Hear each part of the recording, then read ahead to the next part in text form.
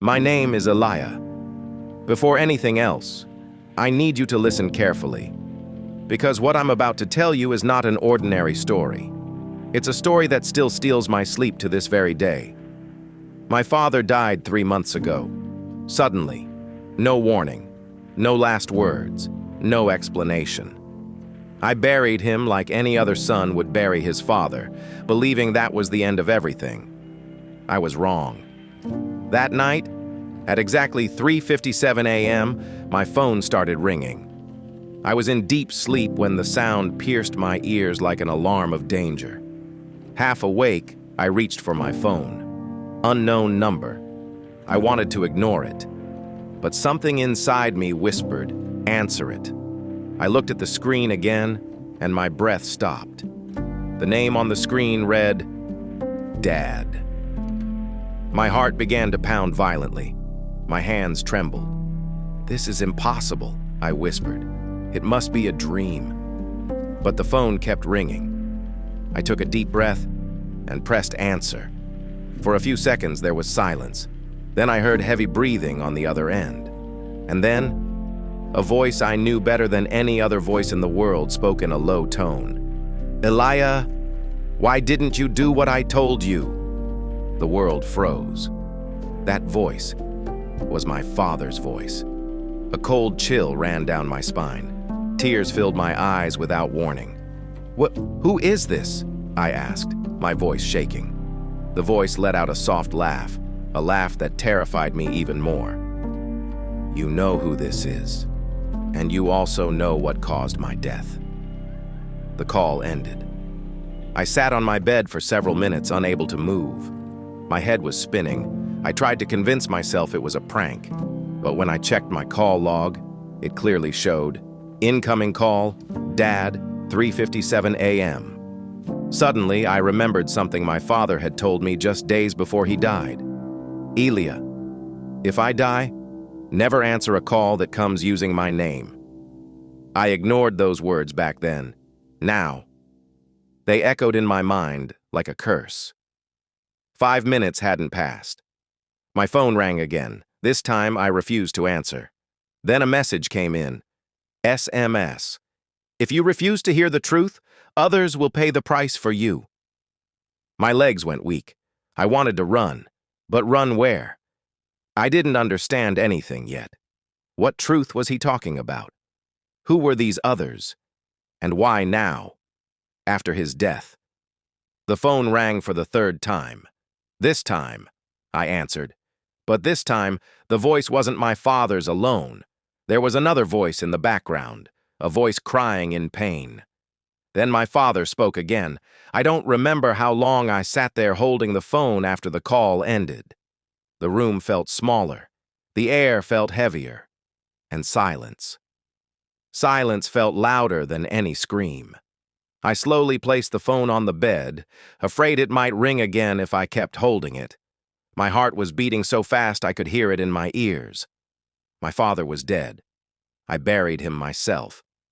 I stood up and turned on the lights. Darkness suddenly felt like an enemy. My reflection in the mirror shocked me. My face was pale, my eyes wide with fear. Then I noticed something. My phone screen lit up again. But this time, there was no call. There was a location pin. A message appeared under it. "Come alone. You have 1 hour." The location was familiar. Too familiar. It was the old family house, the house my father warned me never to return to after his death. The house we abandoned. That house had been empty for years. No electricity, no neighbors nearby, no reason for anyone to be there except memories. Bad ones. I remembered being a child, waking up at night to hear my parents arguing in whispers. I remembered my father locking one room and warning me, "Never open that door, Elia.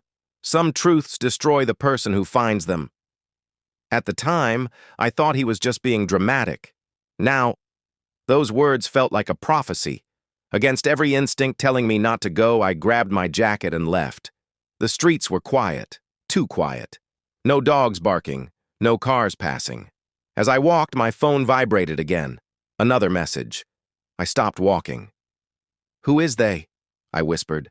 No reply. When I finally reached the house, my legs felt weak. The gate was open, something I clearly remembered we had locked years ago. The door creaked as I pushed it open. The smell of dust and old wood filled my nose. Then I heard it, footsteps, coming from upstairs. "Dad?" I called out, my voice barely louder than a breath. No answer. Instead, my phone rang again. Same name, Dad. I answered immediately. "Where are you?" I asked. This time, the voice sounded different, weaker, almost afraid. "Elia, I didn't die the way they told you." My heart skipped a beat. "What do you mean?" "I was silenced." The word echoed in my mind. Silenced. Before I could ask more, the call cut off. Suddenly, the footsteps stopped, and then a door upstairs slowly opened. My body froze. There was only one room up. I stood frozen at the doorway. The room smelled different from the rest of the house, like old paper, metal, and something else I couldn't explain. Fear. My eyes moved slowly across the room. Stacks of files tied with worn strings, photographs pinned to the walls, dates, names, symbols I had never seen before. This wasn't a bedroom. This was an archive. And every single file had one word written on it. Elia. I picked up the first photo. It was me, standing outside my primary school. The date written behind it made my stomach twist. I was being watched since I was a child. Another photo showed me at 16 arguing with my father. Another, me at my mother's funeral. My hands shook. "Why?" I whispered. Then I saw something worse, a photo of my father, tied to a chair, bruised, bleeding, alive. Under the photo, a sentence was written. I opened the thickest file. Inside was a handwritten letter, my father's handwriting. I recognized it instantly. "Elia, if you are reading this, it means I failed to protect you, and I am probably dead." My chest tightened. "You were not born by accident. You were chosen." I stopped breathing. Chosen? There are people who watch certain bloodlines, families that carry something rare, something valuable. My phone vibrated violently. A call. "Dad." I answered without thinking. "Tell me the truth," I shouted. The voice came through weak, distorted. "They are closer than you think, Elia." "Who are they?" A pause. Then, "The ones who made me choose between you and your mother." My knees gave way. "What choice?" His voice cracked. "I chose you." The line went dead. I turned toward the mirror. The red message was still there. I wiped the mirror with my sleeve. As the words faded, something else appeared beneath them. A symbol. The same symbol I had seen drawn repeatedly inside the files. Suddenly, pain shot through my arm. I looked down. My veins were pulsing, glowing faintly under my skin. I screamed. The lights went out. Darkness. Then whispers. Not one. Many. "He knows now. He's awake. Finish what we started." I backed away, my heart pounding. Then the door slammed shut behind me. I was locked inside the room. My phone rang again. This time the caller ID didn't say Dad. It said, I answered. A cold, calm voice spoke. "Elia, your father broke the agreement. Now you must complete it." "What agreement?" I shouted. "Your life, in exchange for the balance." The mirror cracked. Blood dripped from my nose. Then the voice added something that destroyed me completely. "And if you refuse, your father's soul will never rest." That's when I understood. My father didn't die naturally. He didn't disappear. He was trapped. And the calls weren't haunting me. They were begging me. I dropped the phone. My ears were ringing. My chest felt like it was being crushed from the inside. "Agreement?" I whispered to the empty room. "What agreement?" The cracked mirror reflected my face, but it didn't look like me anymore. My eyes were bloodshot. The veins on my neck pulsed unnaturally. Then the phone rang again. I picked it up slowly. "Start talking," I said. Now. The voice on the other end was calm. Too calm. Your father was given the same choice you now face. What choice? To offer you, or to take your place? My stomach turned. You're lying. He refused to give you to us. So he offered himself instead. The room felt like it was spinning. No. My father would never. He did, the voice interrupted. And that broke the balance. What balance? I demanded. There was a pause. Then the voice spoke again, slower this time. Some bloodlines are born connected to the other side. Not everyone can hear the dead. Not everyone can survive what lives between worlds. My father's words echoed in my head. You were chosen. You are a bridge, Elia. Your blood keeps the barrier closed. My hands clenched into fists. And my father? He tried to destroy the bridge. I remembered his fear, his warnings, his constant need to protect me. He wasn't hiding secrets from me. You killed him, I said quietly. The voice didn't deny it. He chose a slow death over your immediate surrender. Tears streamed down my face. So why am I still alive? Because his sacrifice only delayed the inevitable. The calls were loud. A final warning.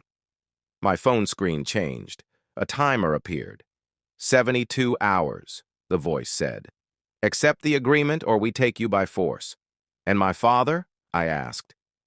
His soul remains suspended. My heart broke. Suddenly, the door of the room creaked open. I didn't remember unlocking it. The whispers were gone. The house was silent. I ran. Out of the room, down the stairs, out the front door. The night air hit my lungs like fire. I didn't stop running until I reached my apartment. 3 dots appeared. Then a reply came. You must meet the woman who knows the ritual. She was erased from the records. She is the only one they fear. Another message followed. Trust no one else. Then, the number disappeared. Minutes later, my phone displayed something new. Not a call, not a message. Just a name written on the screen. Mara Kenya. Under it, an address. My heart sank. The address was impossible. It belonged to a place that had burned down 10 years ago. And that's when I understood something terrifying. This wasn't about saving my life anymore. It was about deciding who I was willing to lose. Elia finally finds Mara Kenya, the woman erased from records because she knew the truth about Elia's bloodline. She tells him everything. Elia is a bridge between the living and the dead. His blood keeps dark forces at bay. His father sacrificed himself to protect him, but that choice broke the balance. Now Elia has only 2 options. 1, sacrifice himself, keeping the world safe, but disappearing forever. 2, break the system, freeing the dead, but letting darkness into the world. In the final moment, Elia chooses a 3rd way. He uses his blood to destroy the pact, freeing his father but losing the ability to hear the dead forever. The world is safe. His father rests in peace. Elia lives as an ordinary man. Until one night, his phone rings. The number shows no name. He checks the time, 3:57 a.m. He smiles faintly and whispers, "Looks like it's not over yet."